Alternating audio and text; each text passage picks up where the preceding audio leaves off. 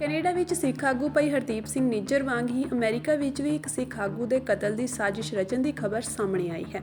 ਇਹ ਕਿਹਾ ਜਾ ਰਿਹਾ ਹੈ ਕਿ ਅਮਰੀਕੀ ਧਰਤੀ ਤੇ ਇੱਕ ਸਿੱਖ ਆਗੂ ਦੀ ਹੱਤਿਆ ਦੀ ਸਾਜ਼ਿਸ਼ ਨੂੰ ਅਮਰੀਕੀ ਅਧਿਕਾਰੀਆਂ ਨੇ ਨਾਕਾਮ ਕਰ ਦਿੱਤਾ ਤੇ ਭਾਰਤ ਸਰਕਾਰ ਨੂੰ ਚੇਤਾਵਨੀ ਵੀ ਦਿੱਤੀ ਹੈ। ਇੱਕ ਰਿਪੋਰਟ ਦੇ ਅਨੁਸਾਰ ਅਧਿਕਾਰੀਆਂ ਨੇ ਇਸ ਸਾਜ਼ਿਸ਼ ਵਿੱਚ ਸ਼ੱਕੀ ਸ਼ਮੂਲੀਅਤ ਲਈ ਭਾਰਤ ਸਰਕਾਰ ਨੂੰ ਚੇਤਾਵਨੀ ਭੇਜੀ ਹੈ। ਦੱਸ ਦਈਏ ਕਿ ਇਸ ਤੋਂ ਪਹਿਲਾਂ ਕੈਨੇਡਾ ਵਿੱਚ ਇੱਕ ਕੈਨੇਡੀਅਨ ਸਿੱਖ ਨਾਗਰਿਕ ਭਾਈ ਹਰਦੀਪ ਸਿੰਘ ਨਿੱਜਰ ਦਾ ਕਤਲ ਕਰ ਦਿੱਤਾ ਗਿਆ ਸੀ ਤੇ ਕੈਨੇਡਾ ਦੇ ਪ੍ਰਧਾਨ ਮੰਤਰੀ ਜਸਟਿਨ ਟਰੂਡੋ ਨੇ ਇਸ ਮਾਮਲੇ ਵਿੱਚ ਭਾਰਤੀ ਖੁਫੀਆ ਏਜੰਸੀਆਂ ਦੀ ਸ਼ਮੂਲੀਅਤ ਹੋਣ ਦਾ ਸ਼ੱਕ ਜਤਾਇਆ ਸੀ।